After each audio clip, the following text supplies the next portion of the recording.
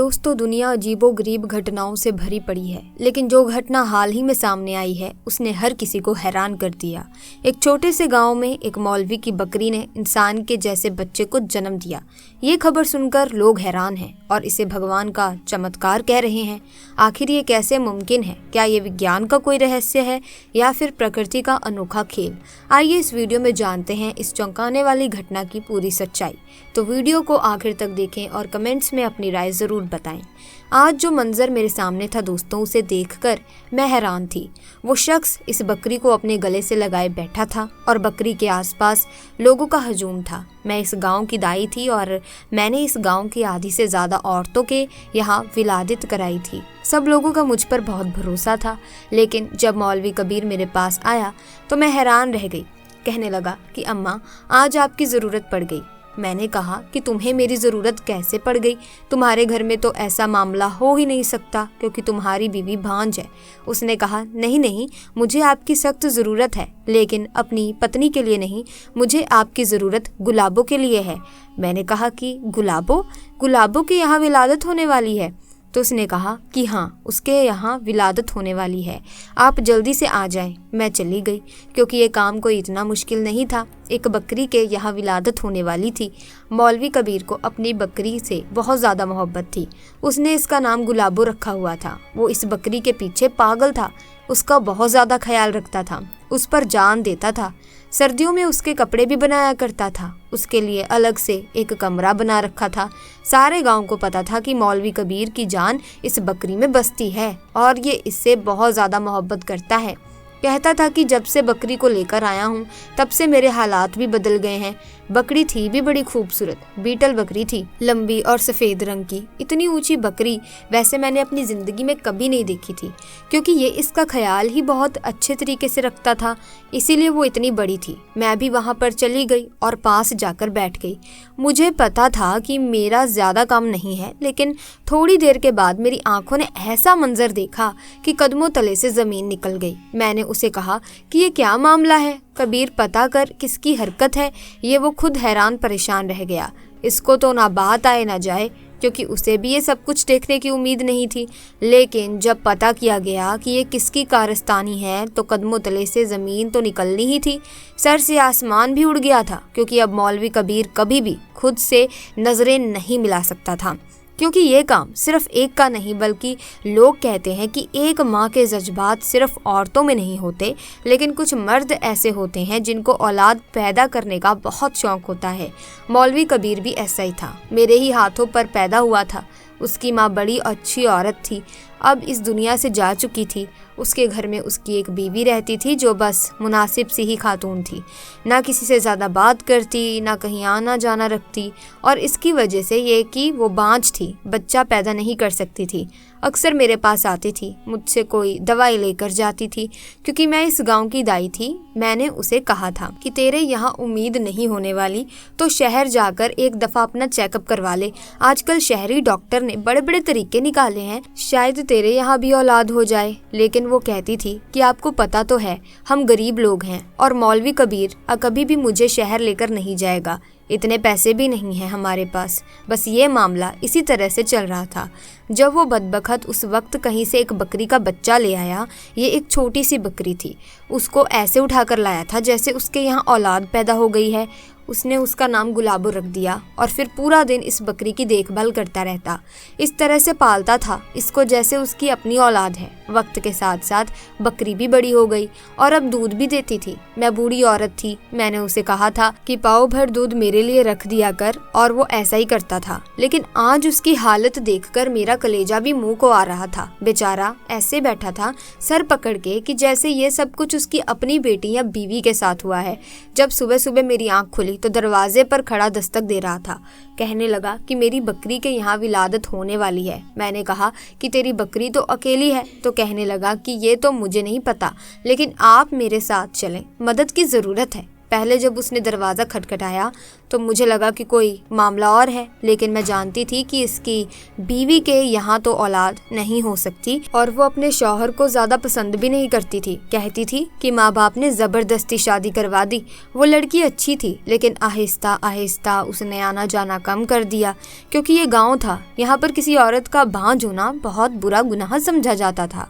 मुझे अपने साथ लिए कमरे में दाखिल हुआ। ये कमरे इसने गुलाबों के लिए ही बना रखा था। वो वहाँ पर बैठी कुछ बीमार सी लग रही थी।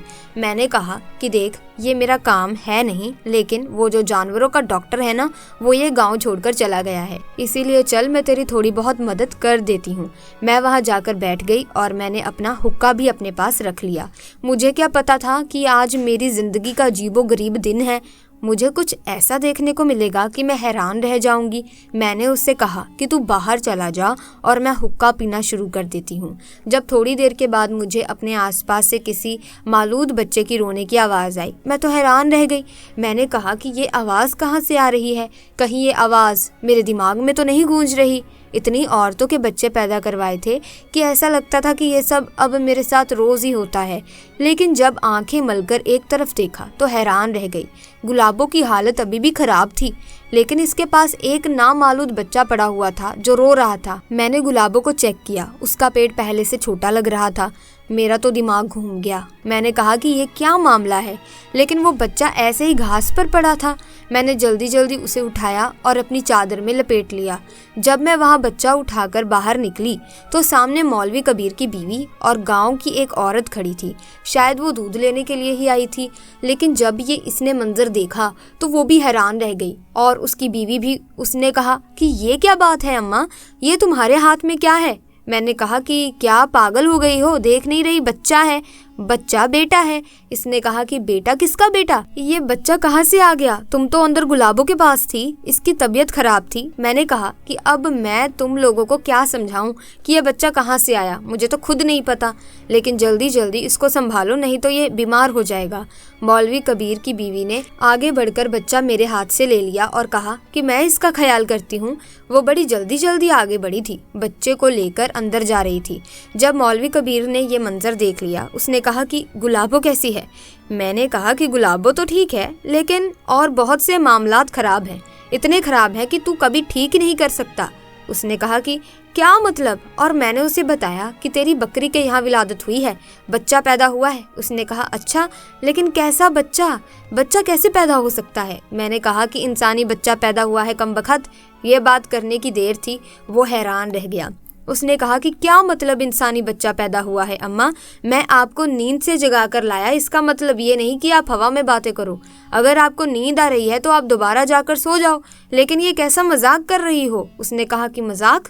जाकर देख तेरी बीवी अंदर क्या लेकर गई है। वो फौरन अंदर भागा। मैं भी उसके पीछे गई। उसकी बीवी ने इस बच्चे को कपड़े में लपेट के अपने पास लिटा दिया था और दूसरी औरत को कहा था कि जाकर अपने घर से बच्चे का फीडर और दूध ले आए, क्योंकि इस औरत के यहाँ अभी अभी बच्चा पैदा हुआ था। वो फीडर और दूध ले आई और अब इस बच्चे को दूध पिलाया जा रहा था। बच्चा बिल्कुल ठीक ठाक था। मेरी नज़र बड़ी तेज थी। मैं उनकी नज़र में देखकर ये बता देती थी कि बच्चे को कोई मसला है या नहीं। वो तो दूध पीकर सुकून से सो गया, लेकिन अब इस घर के लोगों का सुकून बर्बाद होने वाला था। मौलवी कबीर तो ज़मीन पर बैठ गया और अपना सर पीटने लगा। उसने कहा कि ये कौन सा ज़माना आ गया है, ये क्या हो गया है? मुझे तो कुछ समझ नहीं आ रहा। आप लोगों ने मेरे साथ कोई खेल तो नहीं खेला?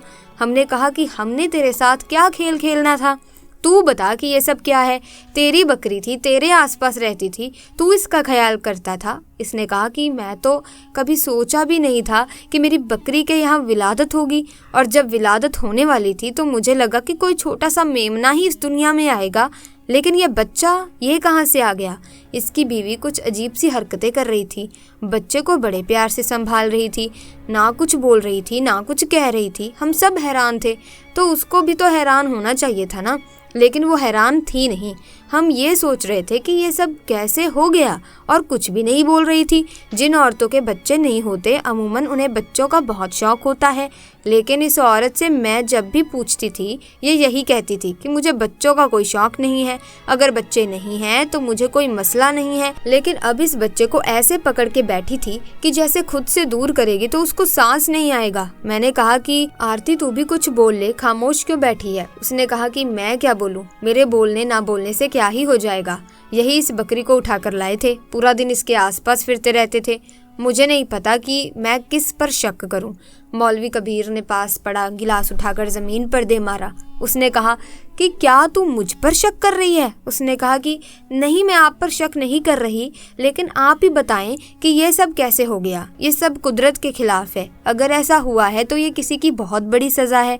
मौलवी ने कहा कि इस बच्चे का क्या करें। इससे पहले कि मैं कुछ बोलती, आरती कहने लगी, बच्चे को मेरे पास ही रहने दे। अल्लाह ने हमें औलाद नहीं दी, बस यूं समझे कि हमें औलाद मिल गई है।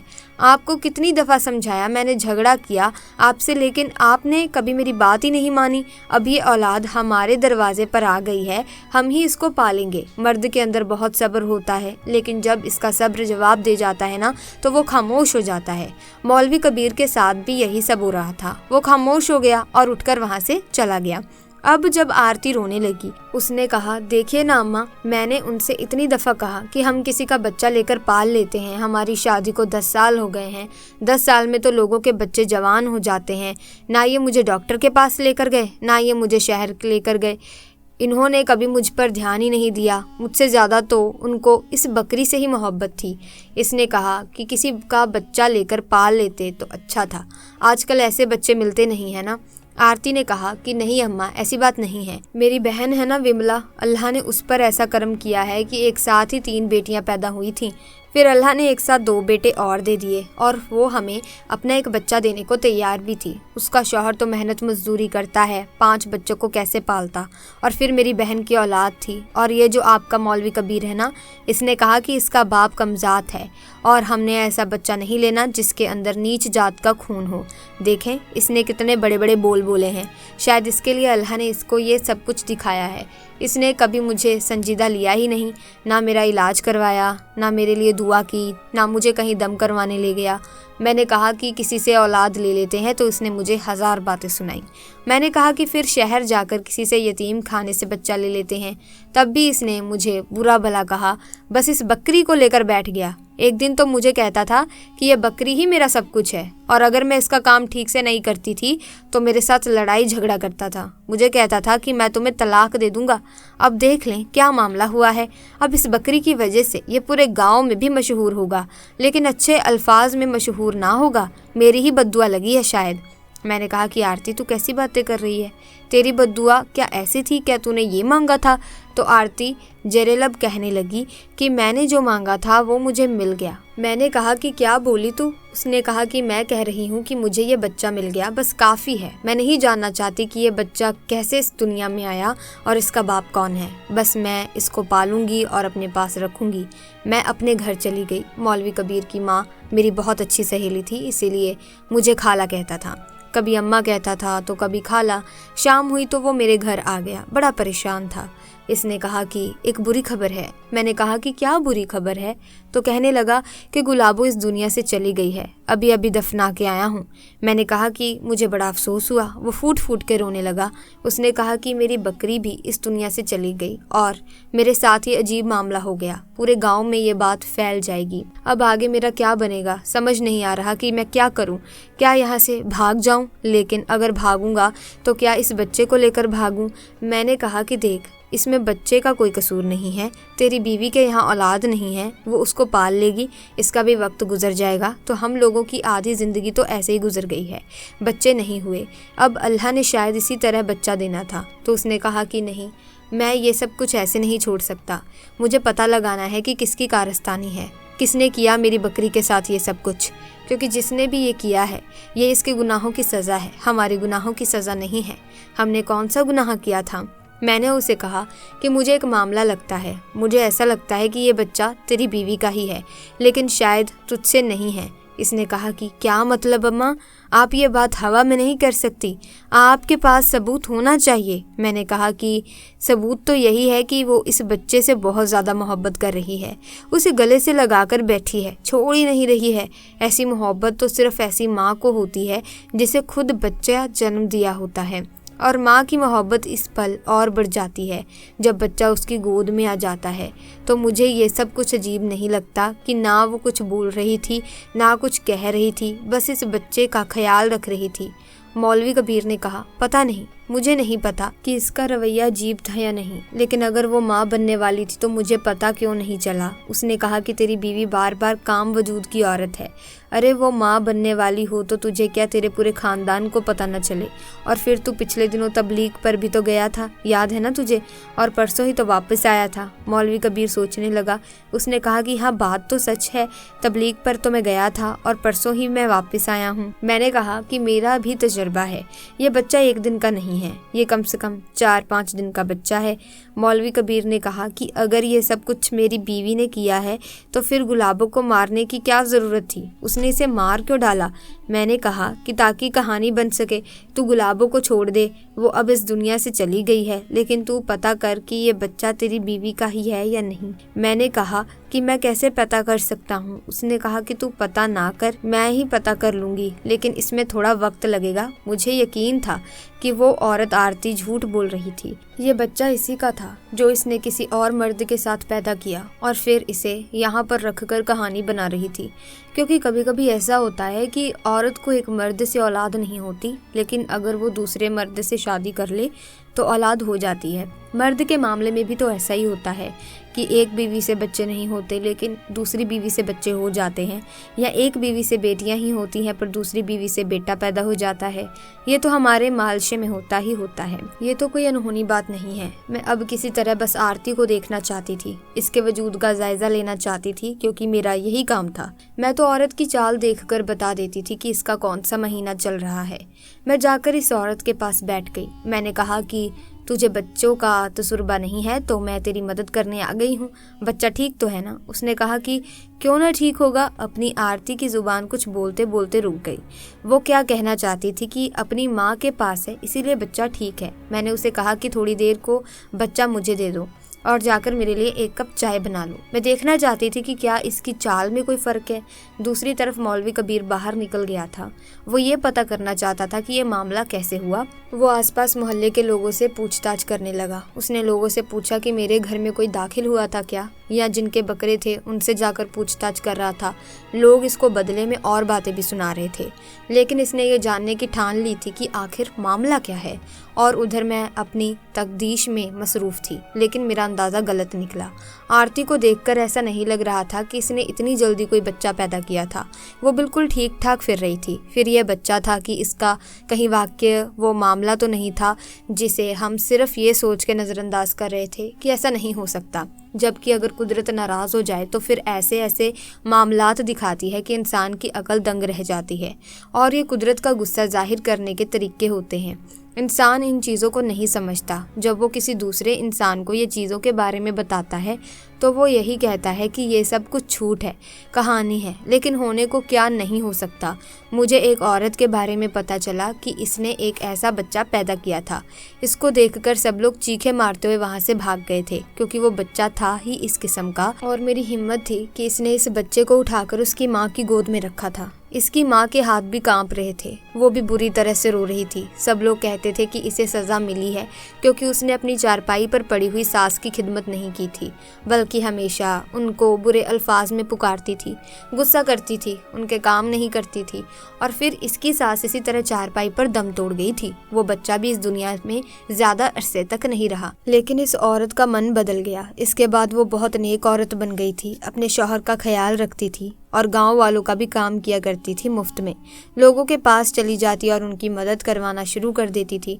खैर अब तो वो भी ये गांव छोड़कर जा चुके थे। आरती बच्चे का बहुत अच्छे से ख्याल रख रही थी। बच्चा बिल्कुल ठीक था और सुकून से सो रहा था। मैं वापस अपने घर आ गई जब मुझे एक औरत बुलाने के लिए आई। उसने कहा कि अम्मा, वो सलीमा की बेटी है ना, इसकी तबीयत खराब हो गई है, ज़रा आप चलें। मैंने कहा कि हाँ हाँ आती हूँ। ऐसे तो मेरे पास बहुत लोग आते थे और लोगों की मदद करने के लिए मैं साथ चली जाती थी। शायद इस औरत के यहाँ बच्चा होने वाला था, इसीलिए मुझे बुलाया गया था। लेकिन मुझे ये पता चल गया था कि किसी की बात हो रही है, क्योंकि सलीमा को मैं अच्छी तरह जानती थी। इसकी एक जवान और खूबसूरत बेटी थी जो पूरे गांव में अपनी खूबसूरती की वजह से मशहूर थी। इसका नाम शायद नूरा था। बहुत ही प्यारी लड़की थी। जब मैं घर में दाखिल हुई तो नूरा की हालत बड़ी खराब लग रही थी। वो बिस्तर पर पड़ी थी और उसे बहुत तेज बुखार हो रहा था। मैंने पूछा कि क्या मामला हुआ है, तो उसकी माँ ने कहा कि ये अपने मामू के घर गई हुई थी, 4 दिन पहले वापस आई है और तब से इसने अपने आप को कमरे में बंद कर रखा है। ना इसने कुछ खाया है ना पिया है और इसकी हालत बड़ी अजीब हो रही है। अब इसको इतना तेज बुखार हो गया है कि बुखार उतर ही नहीं रहा। मैंने नूरा की तरफ देखा तो मैं उसका चेहरा देखकर समझ गई कि मामला कुछ और ही है। मैंने सबको कहा कि आप लोग यहाँ से बाहर चले जाओ, मुझे अकेले में देखने दो कि क्या मामला है, क्या मसला है। जवान लड़की है, क्या तुम सबके सामने इसे ऐसी बातें पूछोगी? चलो निकलो यहाँ से। मैं नूरा के पास बैठ गई। मैंने कहा, क्या बात है बेटा? जब मैंने इसे चेक करने की कोशिश की तो उसने मेरा हाथ पीछे कर दिया। उसने कहा कि नहीं अम्मा, बस तू मुझे बचा ले, बाहर जाकर सबको कह दे कि सब कुछ ठीक है। मैंने कहा कि क्यों, क्या हुआ? तो कहने लगी कि ये देख मेरा हाल। जब मैंने इसको देखा तो मैं समझ गई कि क्या मामला है। मैंने कहा कि तेरी औलाद कहाँ है? उसने कहा कि वो तो मैंने आरती को दे दी। मैंने कहा कि आरती तेरी क्या लगती है? तो कहने लगी कि वो मेरी बचपन की सहेली है। मैंने कहा कि इस बच्चे का बाप कौन था? तो नूरा ने सर झुका लिया। उसने कहा कि इस बच्चे का बाप जो भी था उसके साथ मेरा कोई जायज़ रिश्ता नहीं था। वो पीछे कारखाना बन रहा है ना, उधर का अफसर था। वो बहुत खूबसूरत आदमी था। उसे तो यहाँ से गए हुए 10 महीने होने वाले हैं। वो तो चला गया यहाँ से। मैं इसके इश्क में पागल हो गई और ये बात मैंने सिर्फ आरती को ही बताई थी। आरती को ही पता था कि मेरे यहाँ औलाद होने वाली है। जब मेरे यहाँ औलाद होने वाली थी और कुछ महीने ऊपर हुए तो मैं बहाना करके अपने मामू के घर चली गई। आपको पता है ना, मेरे मामू की आंखों में बनाई नहीं है। उनकी एक बेटी है और उससे ये सब कुछ छुपाना आसान था। वो बेवकूफ़ सी है। लेकिन फिर मुझे आरती ने कहा कि तू वापस आ जा, हम इस मामले को संभाल लेंगे। और जब मैं ये बच्चा गुलाबों के पास रखने के लिए आई तो आप हुक्का पी के सो रही थी। अम्मा, आपको पता ही नहीं चला कि ये सब कुछ कैसे हुआ। गुलाबों के साथ हमने कुछ नहीं किया। उसकी तबीयत खुद ही ख़राब हुई थी। शायद उसने कुछ उल्टा सीधा खाया हो, लेकिन हमने उसकी तबीयत का फ़ायदा उठाया और इससे बच्चों को वहाँ पर रख दिया। आप कुछ पल को सो गई थी। मेरे साथ ये पहले भी होता था कि मैं हुक्का पीती थी तो मुझे अचानक नींद आ जाती थी, लेकिन इस दिन मुझे पता ही नहीं चला कि मैं किस टाइम सोई और किस टाइम उठी। वो हाथ जोड़ने लगी। उसने कहा कि मैं अपनी सहेली की मदद कर रही हूँ और उसने मेरी मदद की है। बस आप बाहर जाकर कह दो कि मुझे बुखार है और कोई दवाई वगैरह दे दो ताकि मैं ठीक हो जाऊँ, क्योंकि मेरे साथ जो बुरा होना था वो तो हो ही चुका था। मैं इस बच्चे को नहीं पाल सकती थी, पर आरती उसको अच्छे तरीके से पाल लेगी। ये बात सुनकर मैं हैरान रह गई। आखिर क्या कहती मैं इनको? इन दोनों की बेवकूफ़ी थी या फिर इनकी दोस्ती का आला मिसाल थी कि एक दूसरे के मुश्किल वक्त में उन्होंने एक दूसरे का इतना साथ दिया। तभी तो आरती कह रही थी कि क्यों रोएगा, बच्चा अपनी खाला की गोद में जो है। ये जमूला पूरा करना था क्योंकि इसके लिए नूरा इसकी बहनों से बढ़कर थी। तो दोस्तों, आपको इस वाक़े के बारे में क्या कहना है कमेंट्स में ज़रूर बताना। फिलहाल के लिए बस इतना ही। वीडियो को लाइक करें, शेयर करें, चैनल को सब्सक्राइब करें। Thanks for watching.